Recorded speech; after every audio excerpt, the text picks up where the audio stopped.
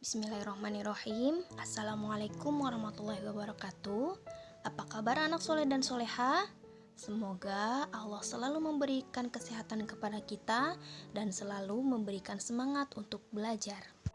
Nah, soleh-soleha, hari ini kita akan membahas tentang akhlak terpuji, yaitu adab islami dalam hidup bertetangga dan adab islami dalam hidup bermasyarakat. Silakan simak baik-baik dan catatlah poin pentingnya ya.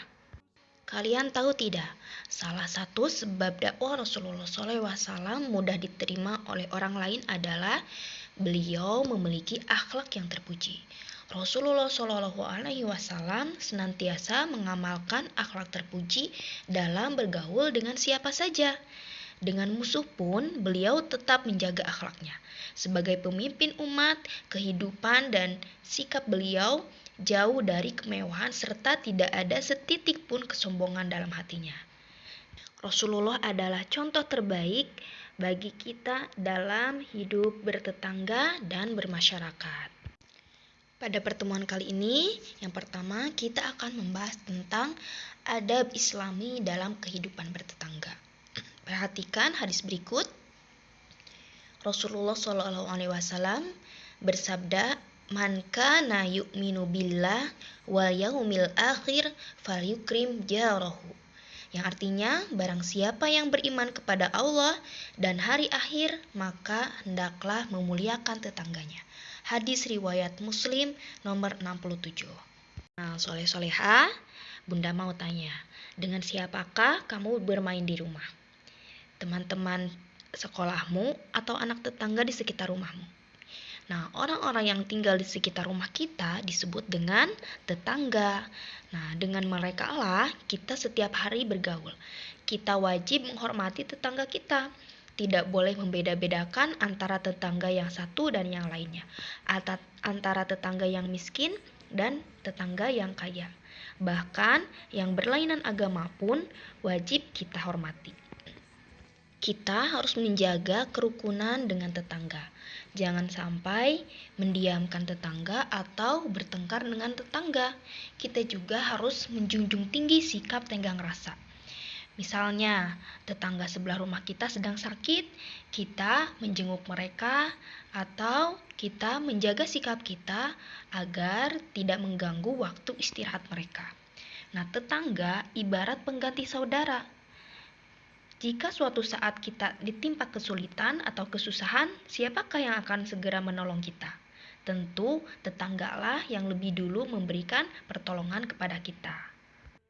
Adapun terhadap tetangga yang berlainan agama, bertetanggalah dengan baik dan janganlah kita mengganggu mereka.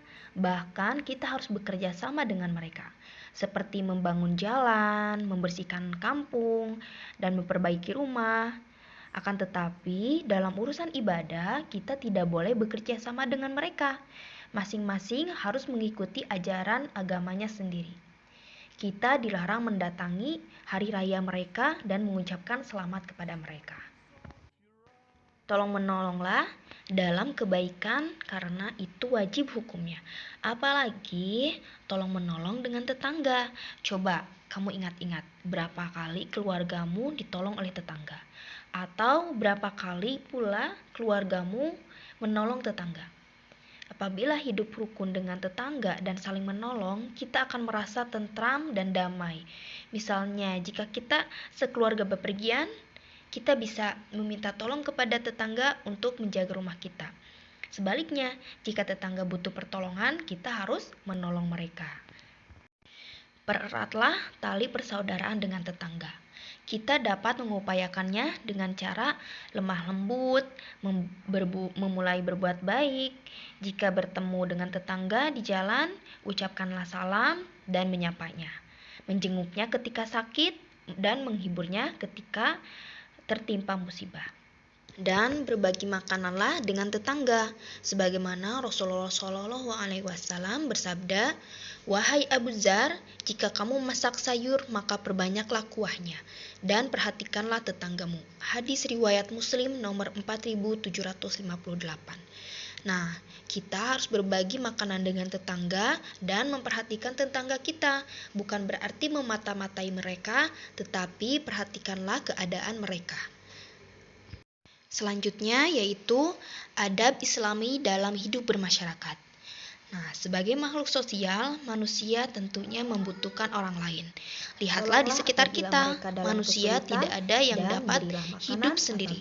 Kehidupan sosial dimulai dari yang paling kecil, yaitu keluarga, kemudian tetangga, masyarakat, serta bangsa dan negara. Hidup bermasyarakat tidak dapat dihindari oleh kita. Bagi seorang muslim, penyebaran kemuliaan Islam harus dilakukan melalui hubungan bermasyarakat. Kita tidak boleh hidup sendiri, akan tetapi kita harus berbaur dengan masyarakat. Nah, dalam hidup bermasyarakat ada adab-adab secara Islami yang harus diperhatikan. Di antaranya, 1. Mengembangkan sikap toleransi dengan semua anggota masyarakat. Kedua, menjaga hubungan baik dengan rajin bersilaturahmi dengan tetangga atau masyarakat lainnya. Ketiga, mengikuti secara aktif dalam kegiatan sosial di lingkungan masyarakat tempat tinggal kita. Yang keempat, menghindari perilaku-perilaku yang dapat menimbulkan permusuhan. Misalnya, membicarakan kejelekan orang lain, saling mendiamkan, dan saling bertengkar. Dan kelima, menunjukkan kemuliaan akhlak seorang muslim. Misalnya, dengan berkata yang baik, menghormati sesama, dan bersikap ramah. Terima kasih sudah menyimak video ini. Wassalamualaikum warahmatullahi wabarakatuh.